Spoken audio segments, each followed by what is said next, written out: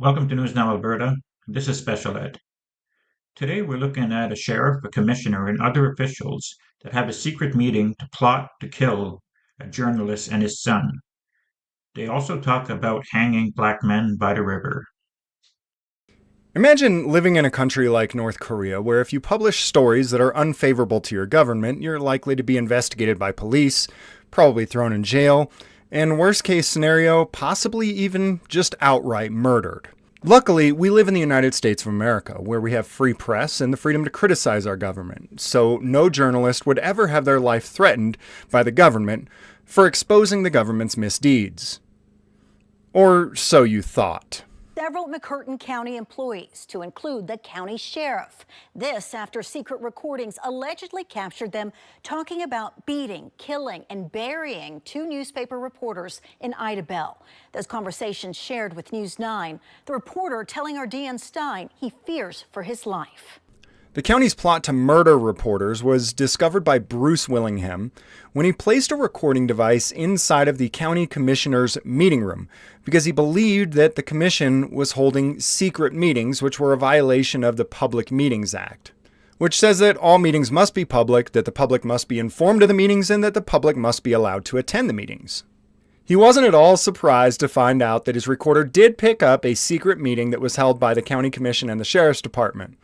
He was, however, surprised to find out the details of what they talked about in that meeting, including plotting to murder him and his son, as well as discussions about how they would dispose of the bodies. I was breathless. I couldn't believe it. I was expecting it, chitter chatter stuff about county business and stuff, and and that's how it started. So right from the beginning, they broke the law in just having the secret meeting. That's not even talking about anything yet. And then it got down to the extremely serious stuff. On the recordings, we can hear Commissioners Jeff Jennings and Robert Beck, as well as the elected sheriff, Kevin Clarity, and Sheriff's Deputy, Alicia Manning. I've known 2 or 3 hitmen that were very quiet guys. Yeah. And would cut no mercy. Yeah. In Louisiana, because it was all mafia around here. Yeah. The old saying is, What goes around goes around. It will. I told you it will. Yeah. Well, I know where 2 big deep holes are if you ever need them. I've got an excavator. And these are pre-dug. Bruce Willingham and his son don't know for sure why county officials want him murdered, but they're suspicious that it may be because of a story that they ran on the sheriff's department where Deputy Matt Kasbaum tased a man to death while he was hogtied. We asked some questions about that. They refused to give us any records at all initially. We've now gotten everything we've asked for, but we had to file a lawsuit to get it. But plotting the deaths of news reporters wasn't the only thing that was talked about in this unofficial official meeting. They also talked about how they believed that black folks should be taken down to the nearby river and hung. Local officials, including mayors and the governor of Oklahoma, are calling for the resignation of all the public officials involved, and the FBI is investigating this as a criminal case. Now, how surprised would you be if the criminal case was dropped? Because it was. The prosecutor refused to prosecute because he said that he will not fire a sheriff or prosecute them for saying something offensive. Residents of the area have been protesting outside of the commission hall ever since the audio was released, and tonight will be the first official county commission meeting since the audio was released.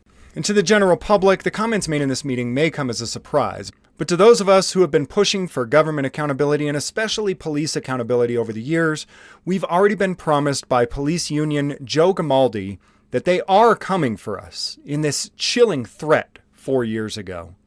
But now I want to speak on behalf of the 5,200 brave men and women of the Houston Police Department and the other 800,000 police officers that are working these streets every single day, putting their lives on the line.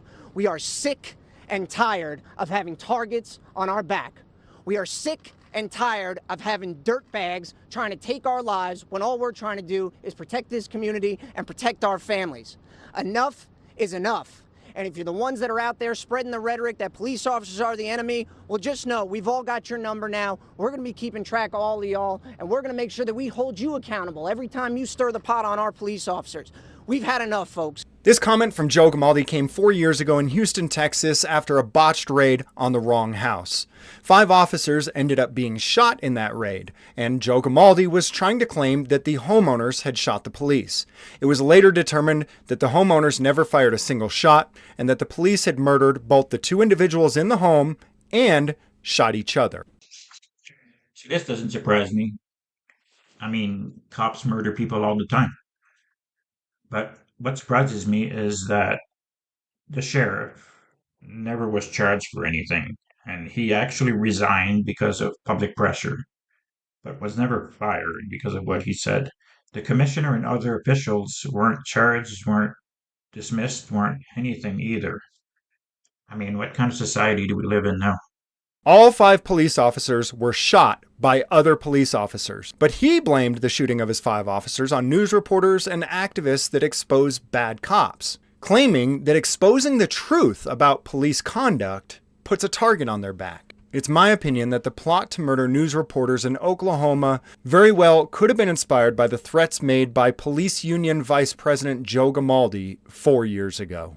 And if you're the ones that are out there spreading the rhetoric that police officers are the enemy, well, just know we've all got your number now. We're going to be keeping track of all of y'all, and we're going to make sure that we hold you accountable every time you stir the pot on our police officers. We've had enough, folks.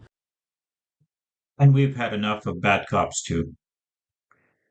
I mean, cops get away with anything and everything. Cops get away with stuff that would put us in jail for a long time. This story comes from James Freeman, which is absolutely an amazing reporter, amazing First Amendment auditor. I'll leave his link to his page in the description, also a link to the original video, and a few related articles that I've found. What do you think of this? Let me know in the comments. Please like, share, and subscribe. Thank you.